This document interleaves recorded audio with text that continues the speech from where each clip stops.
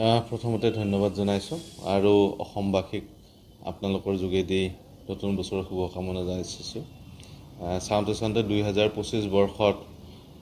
শেষ হ'ল আৰু শেষ হওঁতে বহুতবিলাক প্ৰশ্ন কিন্তু আমি লৈ যাবলগীয়া হৈছে নতুন বছৰত। এতিয়া আমি আশা ৰাখিছোঁ যে 2026 বৰ্ষত সেই প্ৰশ্নসমূহৰ যাতে উত্তৰবিলাক আহে। যিটো পৰিৱেশত সামাজিক পৰিৱৰ্তন আহিছে, তাতে কৰ্মচাৰীসকলৰো যথেষ্ট কণ্টকময় সময় আহিছে নে গৈছে ধৰিব পৰা নাই। এতিয়া বিশেষকৈ NPSৰ ক্ষেত্ৰত যিখন সংগ্ৰাম চলি আছে, NPSৰ বিৰুদ্ধে আৰু OPSৰ সপক্ষত, অৰ্থাৎ পুৰণি পেঞ্চন পুনৰ প্ৰতিষ্ঠাৰ সংগ্ৰাম যিখন হৈ আছে, এই সংগ্ৰামখনৰ নতুন সংস্কৰণ হিচাপে আমি বিভিন্ন ধৰণৰ পৰিকল্পনা ইতিমধ্যে কৰিছোঁ। আজিৰ পৰা সদৌ অসম কৰ্মচাৰী পৰিষদৰ বাৰ্ষিক অধিৱেশন চলি আছে, আৰম্ভ হৈছে যোৰহাটত। যদিও মই প্ৰত্যক্ষভাৱে সংস্থাটোৰ লগত জড়িত নহয়, কিন্তু আমি আশা ৰাখিছোঁ যে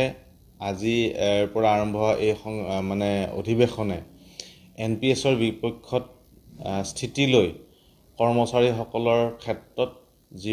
OPS প্ৰতিষ্ঠাৰ বাবে সংগ্ৰামখন চলি আছে, এই সংগ্ৰামখনত চৰকাৰী যন্ত্ৰটো যিহেতু তেওঁলোকৰ, আমি শুনিছোঁ যে তেওঁলোকৰ অধিৱেশনত অসম চৰকাৰৰ মুখ্যমন্ত্ৰী বা আন মন্ত্ৰীসকল বা অসম চৰকাৰৰ বিভিন্ন বিষয়ববীয়াসকল তাতে উপস্থিত থাকিব। আৰু আমি সেইকাৰণে আশা ৰাখিছোঁ যে যিহেতু যোৱা 24 তাৰিখৰ পৰা সদৌ অসম কৰ্মচাৰী পৰিষদে NPSৰ বিৰুদ্ধত সংগ্ৰাম আৰম্ভ কৰিছে। বহুত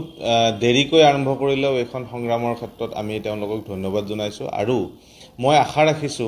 আমি আশা ৰাখিছোঁ যে যিহেতু তেওঁলোকৰ ষ্টেজত, তেওঁলোকৰ মঞ্চত অসম চৰকাৰ উপস্থিত থাকিব,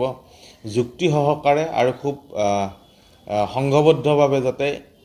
NPSৰ বিপক্ষত আৰু OPSৰ পুনৰ প্ৰতিষ্ঠাৰ এই সংগ্ৰামখনৰ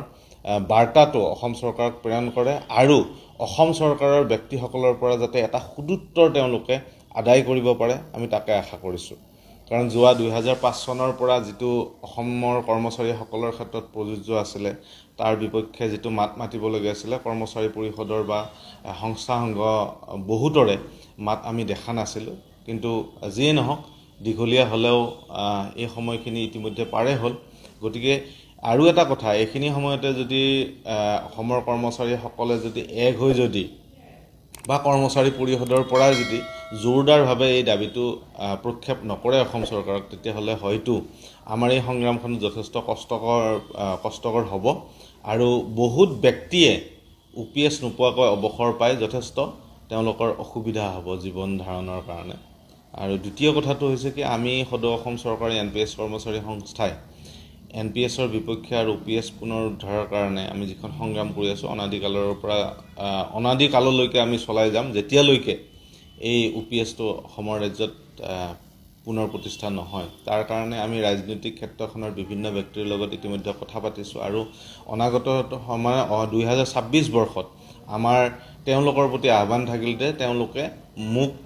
মৌন নহয়, স্পষ্টভাৱে ৰাজ্যত OPS প্ৰতিষ্ঠা কৰাৰ কাৰণে তেওঁলোকে সক্ৰিয় অংশগ্ৰহণ কৰে নে নকৰে, তাতে স্পষ্ট যাতে কৰে। সকলো ৰাজনৈতিক দল, সকলো সুধী সমাজ, সকলো ব্যক্তিকে মই এই ক্ষেত্ৰত অনুৰোধ জনাইছোঁ। আমি 2026ৰ আৰম্ভণিৰ পৰাই ৰাজ্যৰ বিভিন্ন প্ৰান্তত গৈ কৰ্মচাৰীসকলৰ লগতে সাধাৰণ ৰাইজ আৰু ৰাজনৈতিক মহলক আমি এই ক্ষেত্ৰত বাৰ্তালাপ কৰাৰ কাৰণে এটা আমি দীঘলীয়া পদক্ষেপ গ্ৰহণ কৰিছোঁ।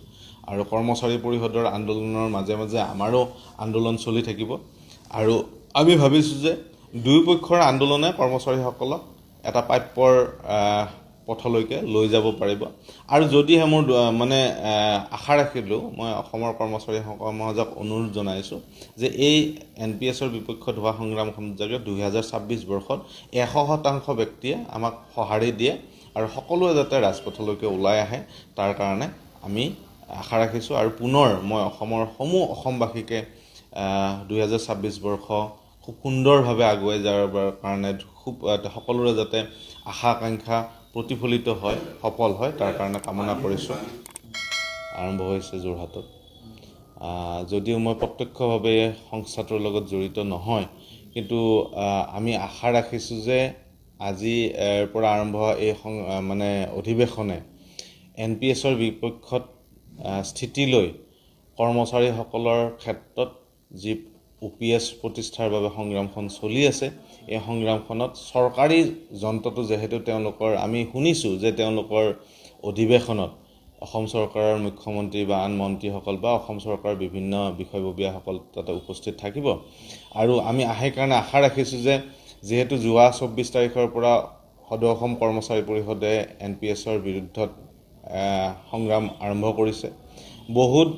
দেৰিকৈ আৰম্ভ কৰিলেও এখন সংগ্ৰামৰ ক্ষেত্ৰত আমি তেওঁলোকক ধন্যবাদ জনাইছোঁ আৰু মই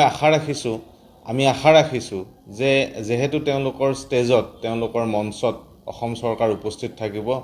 যুক্তি সহকাৰে আৰু খুব সংঘবদ্ধভাৱে যাতে NPSৰ বিপক্ষত আৰু UPSৰ পুনৰ প্ৰতিষ্ঠাৰ এই সংগ্ৰামখনৰ বাৰ্তাটো অসম চৰকাৰক প্ৰেৰণ কৰে আৰু অসম চৰকাৰৰ ব্যক্তিসকলৰ পৰা যাতে এটা সুদুত্তৰ তেওঁলোকে আদায় কৰিব পাৰে আমি তাকে আশা কৰিছোঁ কাৰণ যোৱা 2005 চনৰ পৰা যিটো অসমৰ কৰ্মচাৰীসকলৰ ক্ষেত্ৰত প্ৰযোজ্য আছিলে তাৰ বিপক্ষে যিটো মাত মাতিবলগীয়া আছিলে কৰ্মচাৰী পৰিষদৰ বা সংস্থা সংঘ বহুতৰে মাত আমি দেখা নাছিলোঁ কিন্তু যিয়ে নহওক দীঘলীয়া হ'লেও এই সময়খিনি ইতিমধ্যে পাৰে হ'ল গতিকে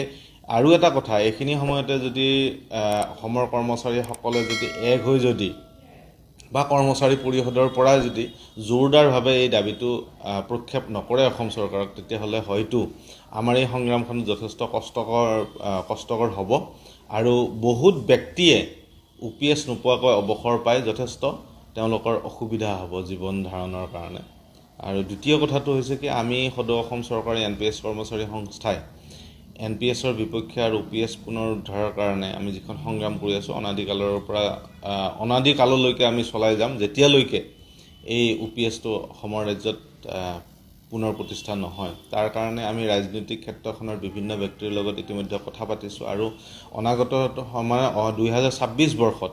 আমাৰ তেওঁলোকৰ প্ৰতি আহ্বান থাকিল যে তেওঁলোকে মৌন নহয় স্পষ্টভাৱে ৰাজ্যত UPS প্ৰতিষ্ঠা কৰাৰ কাৰণে তেওঁলোকে সক্ৰিয় অংশগ্ৰহণ কৰে নে নকৰে তাতে স্পষ্ট যাতে কৰে সকলো ৰাজনৈতিক দল সকলো সুধী সমাজ সকলো ব্যক্তিকে মই এই ক্ষেত্ৰত অনুৰোধ জনাইছোঁ আমি 2026ৰ আৰম্ভণিৰ পৰাই ৰাজ্যৰ বিভিন্ন প্ৰান্তত গৈ কৰ্মচাৰীসকলৰ লগতে সাধাৰণ ৰাইজ আৰু ৰাজনৈতিক মহলক আমি এই ক্ষেত্ৰত বাৰ্তালাপ কৰাৰ কাৰণে এটা আমি দীঘলীয়া পদক্ষেপ গ্ৰহণ কৰিছোঁ আৰু কৰ্মচাৰী পৰিষদৰ আন্দোলনৰ মাজে মাজে আমাৰো আন্দোলন চলি থাকিব আৰু আমি ভাবিছোঁ যে দুই পক্ষৰ আন্দোলনে কৰ্মচাৰীসকলক এটা প্ৰাপ্যৰ পথলৈকে লৈ যাব পাৰিব আৰু যদিহে মোৰ আশা ৰাখিলোঁ মই অসমৰ কৰ্মচাৰী সমাজক অনুৰোধ জনাইছোঁ যে এই NPSৰ বিপক্ষত হোৱা সংগ্ৰামখন যাতে 2026 বৰ্ষত 100% ব্যক্তিয়ে আমাক সঁহাৰি দিয়ে আৰু সকলোৱে যাতে ৰাজপথলৈকে ওলাই আহে তাৰ কাৰণে আমি আশা ৰাখিছোঁ আৰু পুনৰ মই অসমৰ সমূহ অসমবাসীকে 2026 বৰ্ষ খুব সুন্দৰভাৱে আগুৱাই যাবৰ কাৰণে খুব সকলোৰে যাতে আশা আকাংক্ষা প্ৰতিফলিত হয় সফল হয় তাৰ কাৰণে কামনা কৰিছোঁ